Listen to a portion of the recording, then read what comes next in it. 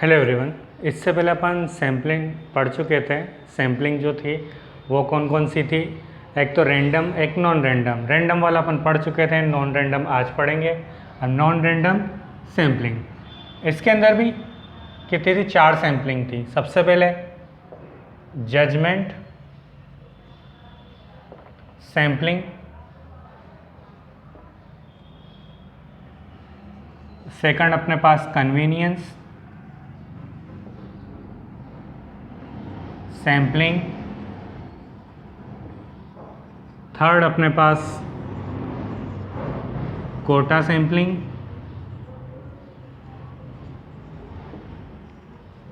Fourth अपने पास है sequential sampling. अब देखो ये होती क्या है, जजमेंट का क्या होगा कि जैसे कोई इन्वेस्टिगेटर है, उसको सैंपल लेने हैं, तो वो अपने जजमेंट के हिसाब से कि मतलब जैसे एक पॉपुलेशन है, अपने जजमेंट के हिसाब से, मतलब अपने जान पहचान वालों को ले सकता है, किसी को ले सकता है, अपने जजमेंट के हिसाब से वो सैंपल ले ले कि मुझे ये चाहिए, मुझे वो चाहिए, मुझे ये वाले नहीं चाहिए, वो वाले नहीं चाहिए। तो वो जजमेंट, उसके जजमेंट पे डिपेंड करेगा कि वो किसको ले रहा है, किसको नहीं ले रहा है। जैसे कई बार सैंपल होता है तो अपने को लगता है कि अपने जान पहचान के लिए उनसे सैंपल कलेक्ट कर लेते हैं, बाकी से नहीं, तो वो जजमेंट सैंपल में आएगा। ठीक है। नेक्स्ट है कन्वीनियंस सैम्पलिंग। कन्वीनियंस सैम्पलिंग में क्या, अपने कन्वीनियंस के हिसाब से, मतलब इसके अंदर सैंपल ले रहे हैं अपन, अपना कन्वीनियंस कैसा है कि मान लेते हैं कि अपने को किसी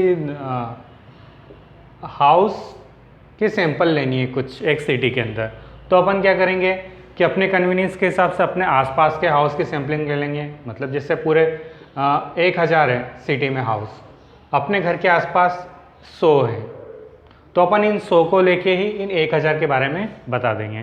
तो क्योंकि ये कन्वीनियंस लग रहे हैं, ये अपने आसपास के लग रहे हैं, यहाँ जाना अपने पास आसान है, तो अपने कन्वीनियंस के हिसाब से जो सैम्पलिंग की जाती है वो कन्वीनियंस सैम्पलिंग।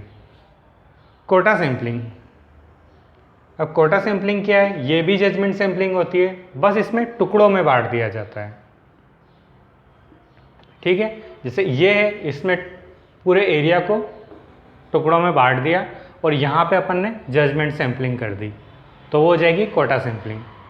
अब नेक्स्ट है सीक्वेंशियल सैम्पलिंग। सीक्वेंशियल का मतलब क्या होगा, अपन ने कुछ सैंपल कलेक्ट करे, ठीक है, ये कुछ सैंपल है, अगर मैंने इसको एक्सेप्ट कर दिया तो बाकी सबको भी अपन एक्सेप्ट कर लेंगे, इसको रिजेक्ट कर दिया तो बाकी सबको भी रिजेक्ट कर देंगे, कि एक सीक्वेंस से हो रहा है। अगर इसको जो किया वो बाकी सबको करेंगे, इसको जो नहीं किया वो भी बाकी को नहीं करेंगे। मतलब अगर इसको एक्सेप्ट किया तो बाकी भी एक्सेप्ट हो जाएंगे, इसको रिजेक्ट किया तो बाकी भी रिजेक्ट हो जाएंगे, वो सीक्वेंस की तरह चलेगा। तो ये कहलाता है सीक्वेंशियल सैम्पलिंग। बस ये 4 थी, समझना था कि इनको क्या है क्या नहीं है। नॉर्मल इससे ज़्यादा क्वेश्चन नहीं आते हैं, सिंपल है। ठीक है, चलो नेक्स्ट आगे पढ़ते हैं।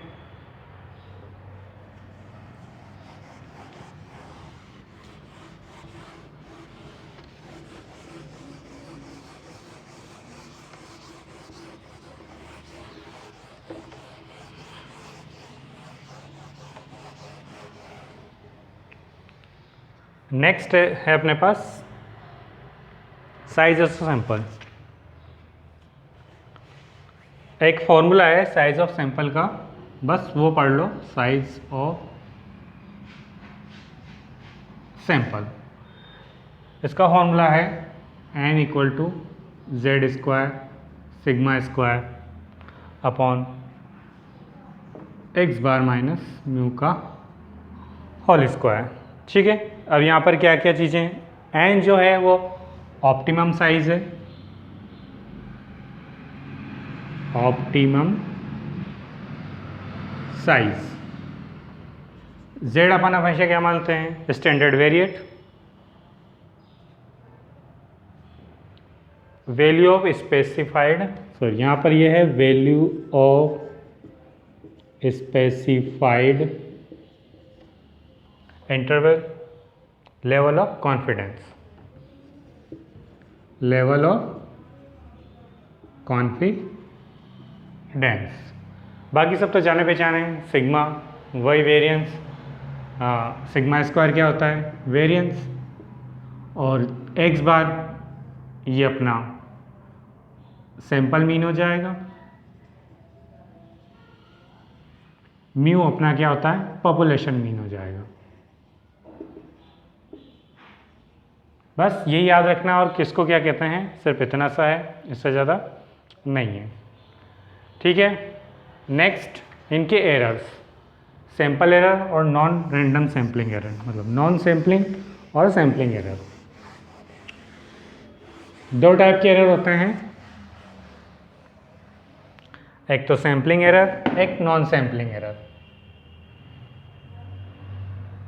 Sampling error and non sampling error. दोनों में डिफरेंस क्या है?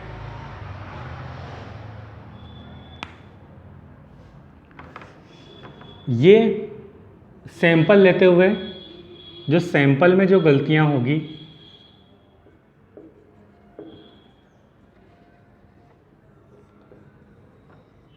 वो सैम्पलिंग एरर में आएगी। इसके अलावा बाहर से जो गलतियां हैं, आउटसाइड की जो भी है, अभी देखते हैं क्या क्या आउटसाइड मिस्टेक। सैम्पलिंग एरर में अपन ने मीन गलत ले लिया, वेरिएंस गलत ले लिया, या साइज़ गलत ले ली, इस टाइप की एरर्स जितनी भी होगी वो सैम्पलिंग एरर में आती है।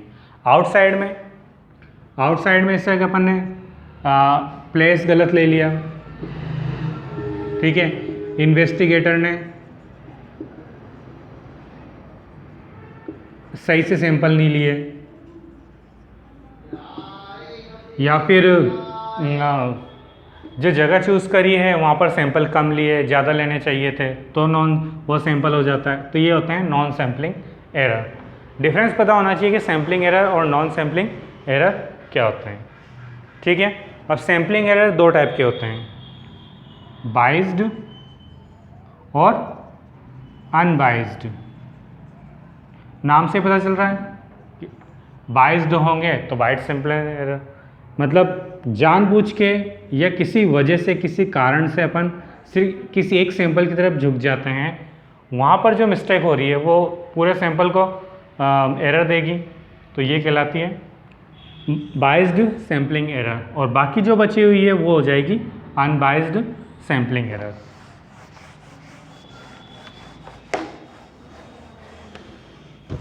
नेक्स्ट,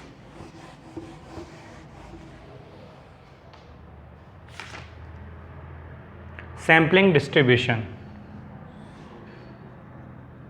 सैम्पलिंग डिस्ट्रीब्यूशन तीन टाइप की होती है।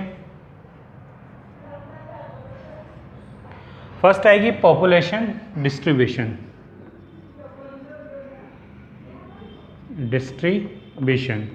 दूसरी सैंपल डिस्ट्रीब्यूशन, और लास्ट है सैम्पलिंग डिस्ट्रीब्यूशन।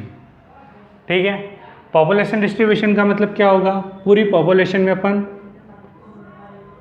जो भी अपने को चाहिए वो निकाल रहे हैं। जैसे